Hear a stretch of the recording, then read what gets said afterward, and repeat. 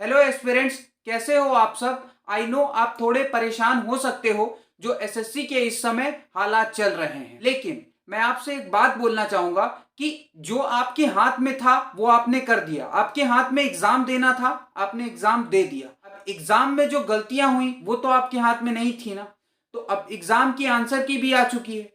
अब आपके हाथ में है स्किल टेस्ट की प्रिपरेशन करना। तो आज मैं आपके लिए पूरा step by step skill test का प्लान समझाऊंगा और बताऊंगा कि कैसे आपको स्किल टेस्ट की प्रिपरेशन करनी चाहिए, क्या स्ट्रेटजी रहनी चाहिए। इसमें मैं पूरा कंप्लीट प्लान समझाऊंगा कि अभी आपको आगे अब क्या करना चाहिए। वीडियो को बिल्कुल देर ना करते हुए वीडियो में आगे बढ़ते हैं। तो सबसे पहले कुछ स्टूडेंट ऐसे हो सकते हैं जो इस बार अपना फर्स्ट टाइम स्किल टेस्ट देंगे, तो हो सकता हो उनको पैटर्न ना पता हो, तो उनको सबसे पहले पैटर्न बता दें। तो स्किल टेस्ट में क्या होगा, आपका 10 मिनट का डिक्टेशन बोला जाएगा, ग्रेड सी का 100 वर्ड्स पर मिनट पर बोला जाएगा और ग्रेड डी का 80 वर्ड्स पर मिनट पर डिक्टेशन बोला जाएगा। जब वो डिक्टेशन खत्म होगा आपको थोड़ा सा टाइम दिया जाएगा उसको रीड करने का। रीड करने के बाद टाइपिंग के लिए आपको थोड़ा सा टाइम दिया जाएगा ताकि आप चेक कर सकें कि कीबोर्ड सही है या नहीं। मतलब मॉक फॉर्म में आपको टाइपिंग का एक टेस्ट जिसमें आपको चेक करना होगा कि मेरा कीबोर्ड सही है या नहीं। उसके बाद असली ट्रांसक्रिप्शन चालू होगा जिसमें ग्रेड सी इंग्लिश वालों के लिए 40 मिनट्स मिलेगा और ग्रेड डी इंग्लिश वालों के लिए 50 मिनट्स मिलेगा। बात करें हिंदी, तो हिंदी वालों को ग्रेड सी में 55 मिनट्स मिलेगा और ग्रेड डी वालों को 65 मिनट्स मिलेगा।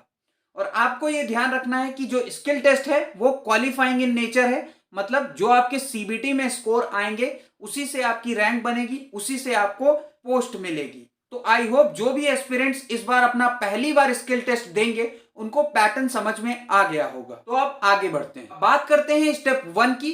तो स्टेप 1 में अब आपको डेली डिक्टेशन की प्रैक्टिस करनी पड़ेगी। आपको क्या करना है कि 10 मिनट का जो डिक्टेशन है उसको डेली प्रैक्टिस करना है। 80 से 100 वर्ड्स पर मिनट, मतलब 80 वर्ड्स पर मिनट की भी प्रैक्टिस करना है और 100 की। किसी की स्पीड 80 से ज्यादा है तो वो 80 का डिक्टेशन इजीली लिख लेगा, तो उसको अपनी स्पीड 100 वर्ड्स पर मिनट पर पहुंचानी है। उसके लिए उसको प्रैक्टिस करनी पड़ेगी। तो स्टार्ट आप लो स्पीड से कर सकते हैं, मतलब 80 की स्पीड से आप प्रैक्टिस करना स्टार्ट कर सकते हैं और धीरे धीरे उसको 100 वर्ड्स पर मिनट तक ले जाइए। और अपनी एक कॉपी जरूर बनाइए, अपनी एक कॉपी बनाइए। उसमें क्या करिए, जो भी आप ये डिक्टेशन प्रैक्टिस कर रहे हैं वो यहां पर नोट करते रहिए। जो भी आउटलाइंस गलत हो रही हैं उस नोटबुक में आप नोट करते रहें।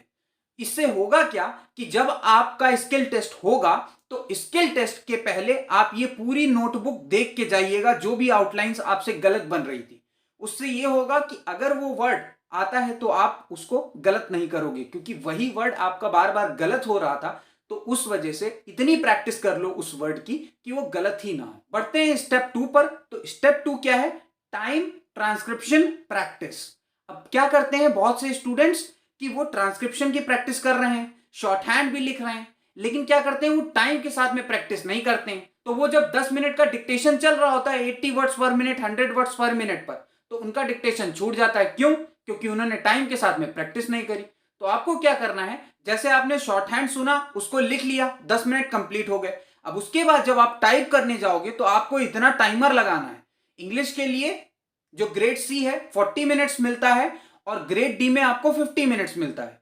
हिंदी में 55 मिनट्स मिलता है ग्रेड डी के लिए और ग्रेड सी के लिए 65 मिनट्स मिलता है। तो आपको टाइमर लगा के प्रैक्टिस करनी है। अगर आप टाइमर लगा के प्रैक्टिस नहीं करोगे तो आपको पक्का दिक्कत होने वाली है। आपको एक स्टॉप वॉच या कोई कोई टाइमर लगा लो, किसी मोबाइल में लगा लो। आपको अपनी स्पीड और एक्यूरेसी दोनों पर फोकस करना है। आपको दोनों को मेंटेन रखना है, टाइम को भी मेंटेन करना है, ठीक है। इसी टाइम फ्रेम में आपका ट्रांसक्रिप्शन होना चाहिए 40 टू 50 मिनट्स, हिंदी वालों के लिए 55 टू 65 मिनट। बात करें स्टेप 3 की, तो स्टेप 3 है हमारा एनालिसिस। अब कोई स्टूडेंट है जिसने शॉर्ट हैंड को डिक्टेशन सुनकर लिखा, के बाद क्या किया, उसने टाइमर लगा के शॉर्ट हैंड की प्रैक्टिस भी की, लेकिन वो एक चीज भूल जाता है। जैसे हम मॉक टेस्ट देने के बाद मॉक को एनालाइज करते हैं, तो उसी तरीके से हमें शॉर्ट हैंड देने के बाद उसको टाइप करने के बाद यानी ट्रांसक्रिप्शन करने के बाद उसका भी एरर एनालिसिस करना पड़ेगा।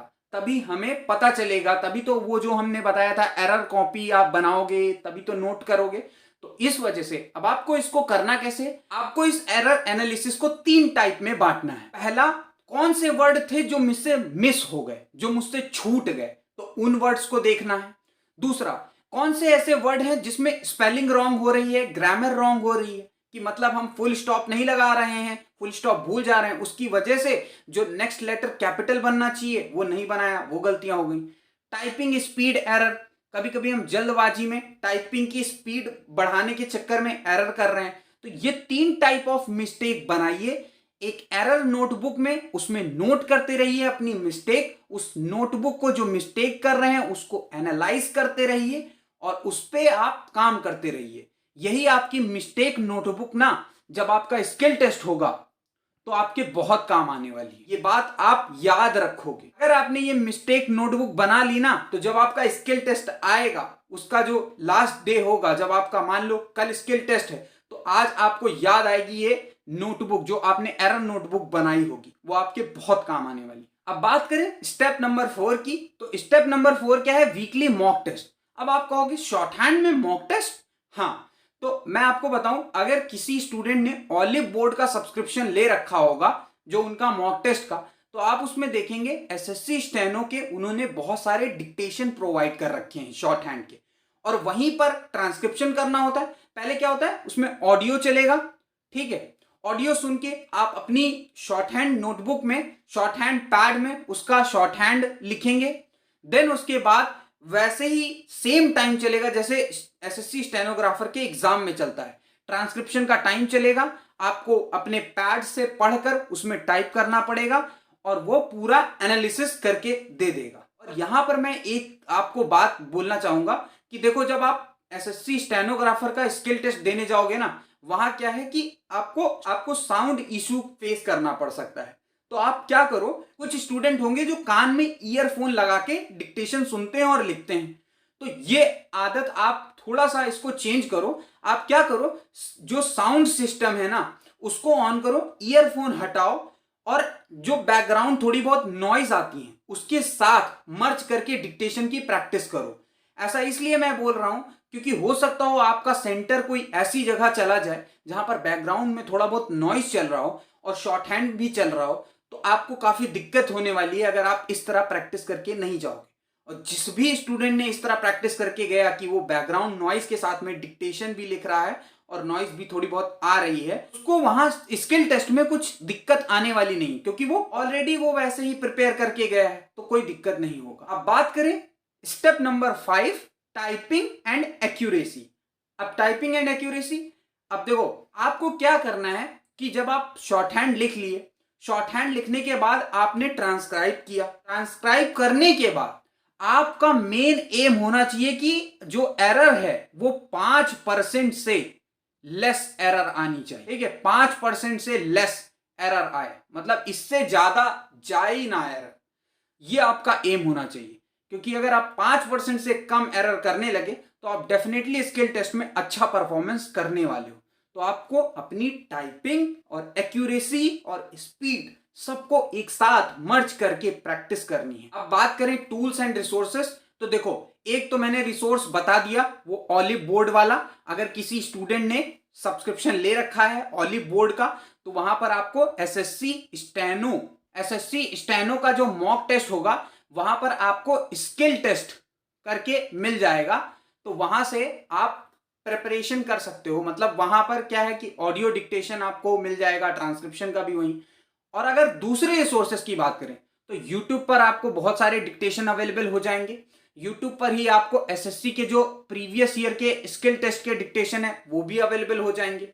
और अगर आपको टाइपिंग प्रैक्टिस करनी है तो देखो आपको शॉर्ट हैंड की ही टाइपिंग करनी है, तो जो आप मैटर लिख रहे हो उसी को टाइप करते जाओ, उसी से प्रैक्टिस करो, आपकी स्पीड वैसे ही बढ़ जाएगी। तो ये थे कुछ टूल्स एंड रिसोर्सेज जिसका यूज करके आप स्किल टेस्ट में अच्छा परफॉर्म कर सकते हो। फाइनल टिप्स की बात करें तो daily practice is the key.